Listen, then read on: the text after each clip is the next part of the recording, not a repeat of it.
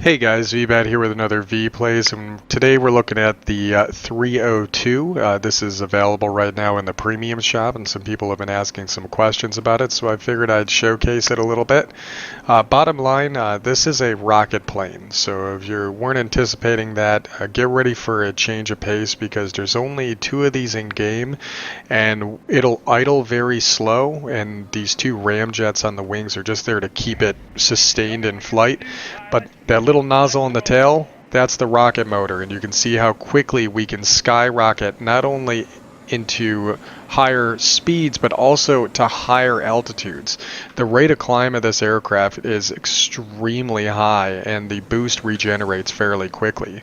And it likes to hover at around 7,000 feet, and while it can get up a little bit higher, you'll find that the cruise drops, but the rocket motor has the ability to really sustain it, especially if you pulsate it like this. You can stay up in that 300 mile an hour realm, and that thing can easily get up over 500 when you hammer down the boost in an instance when you need it. It has 4 20mm cannons, which are decent enough. They'll get the job done, but you really need to be careful because it's not going to be enough damage to take out those heavier aircraft that have good tail gunners on them. So if you get behind a B-32, you're going to find yourself in a tough position. These are a lot of fun in pairs because when you run them in pairs, you're essentially doubling the firepower, and that can really turn the tables on a battle. But I kind of see this as my Johnny on the spot plane because you can see how quickly we can get over here to help our bomber aircraft because we have that speed available from that rocket motor to really be able to get up here and chase down some of these dangerous aircraft. Now we've got another air defense aircraft at lower altitude here I would like to go after. We can pretty much be wherever we need to be.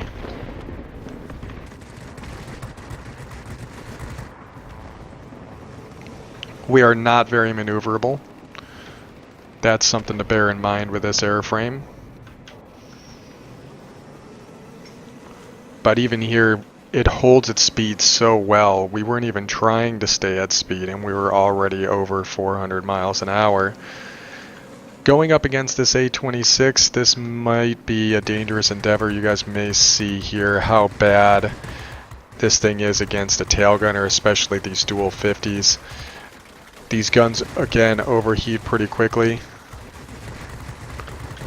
And there we are, just getting ourselves into a bad spot. And oh, that was unintentional. I wasn't planning on him pulling up, but I guess I'll take that fortunate kill. Now, we've lost one of these ramjet engines, which does hurt our overall speed and halves our boost, but we still have the ability to trigger the rocket motor.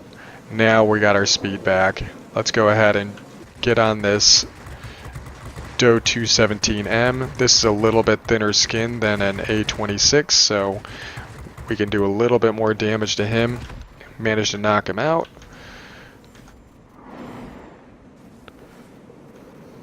In the dive, we can get a lot of speed. This thing can get up to 559 miles an hour, if I'm not mistaken.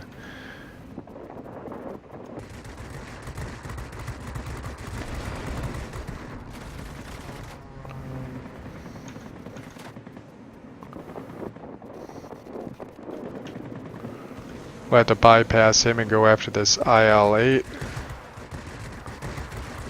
Not ideal. The IL-8 is known for having a lot of hit points and a very nasty tail gun. Knocked out our engine there. What this does actually really like chasing down is going to be your heavy aircraft that don't have tail gunners. So like this Hornet right here, we can easily keep up with him. We can stick on his tail because our maneuverability is still going to be pretty good compared.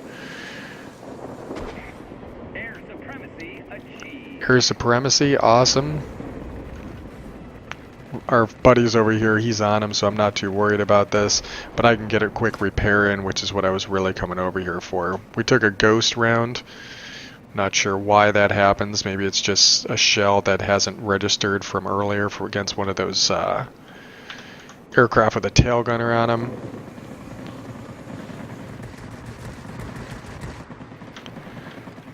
XP-50.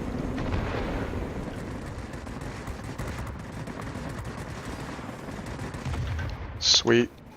Teamwork. P-47.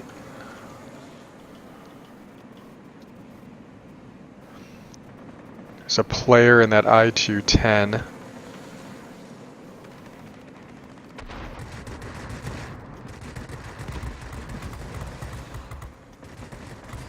Light fighters this aircraft can take out pretty effectively if they're not paying attention. It looked like he was nearly AFK there. We're going to use our boost to shoot over here towards the middle. And just to show you, if you've got this cooler on, I like to throw this on because now I'm getting 9 seconds of boost. And just look at how quickly we're able to skyrocket across the battlefield and get up to those 500-mile-an-hour numbers. And at Tier 7, that's actually a substantial amount of speed.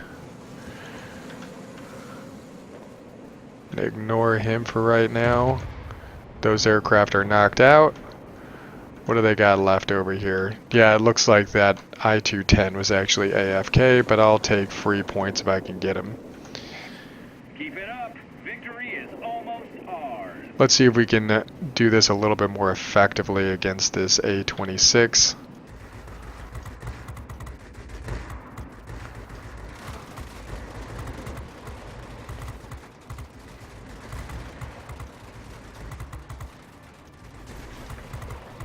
Again, he took out our engine. We're taking a lot of damage here, but we did manage to kill him this time without ramming him. I played against Jim Dandy earlier and he was knocking me out left, right, and center because it actually has the capability to keep up with us.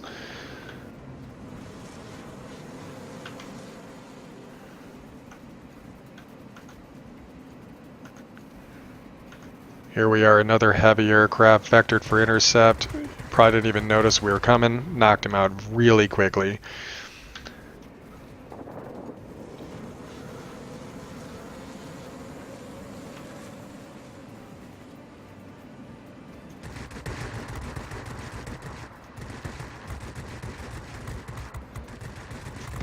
Finishing off aircraft like that is something this aircraft is really good at doing.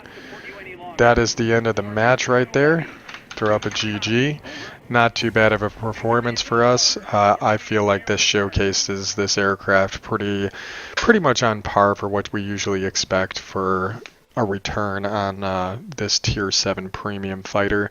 I think you'll find that the credit return is decent, but if you were getting this aircraft for grinding credits, I'd recommend a Tier 8 premium over this. And before any of you say I'm trying to get you to spend real world money on a video game, there is a free premium in game, and that would be the Vampire F1, and that is achievable through just regular grinding. And even if you find yourself struggling to achieve some of those sub-objectives where you got to get like an Akamatsu medal and maybe you're an ace and you're just not the type of person that gets an ace, that's fine because you can actually spend those tokens that you can earn daily from either doing the daily missions or getting certain medals and specific achievements. So we managed to rake in 128,000 credits on a premium account. It would have been 85,635 for a non-premium. We did a decent amount of damage. We destroyed 8 targets, caused quite a bit of criticals with this aircraft. Those guns do have the capability to start quite a few aircraft on fire, and part of that is due to this piece of equipment right here, which has an increased chance of fire on my improved collimator sight.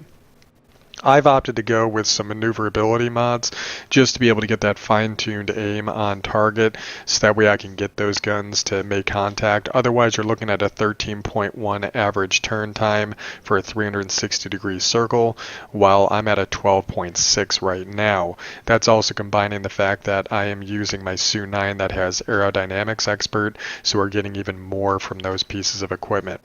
Once I get this thing specialized, it will be very advantageous to be able to get a second consumable for the engine position, because that will allow us to be able to put on the engine restarter. Now, you may be torn as to whether you want the cooler or the engine restarter. It's up to you whether or not you want the consistency of keeping those engines up, or if you want to have that emergency boost speed available. I kind of go for an all or nothing, so I went with the cooler. Overall, it is a very fun aircraft, don't get me wrong. The rocket airplanes are a neat little niche, but their performance is inconsistent unless you spend a lot of time learning how to handle it. In pairs, it can be a lot of fun. The ability to bolt across the battlefield at really high speeds when every other aircraft feels like they're essentially standing still is a really neat feeling. It's the same type of feeling I get when I'm flying my XF-90 or I'm flying the J-8M. This aircraft I've oftentimes considered the poor man's version of the J-8M, and you kind of get that feeling. Although I think the guns are probably a little bit more consistent than they are with the J-8M, since you're not looking at derpy 30 millimeters, you're looking at 4 20 millimeter cannons. Anyways, hope you guys enjoyed the video. I hope this gives you a little bit of a basis as you're contemplating spending some real world cash on getting this airframe. Again, neat, maybe not worth the price point that they're throwing out there right now. Anyways, I hope you guys enjoy the video, and I'll catch you on the next one. Always getting closer. I'm marching to the sun.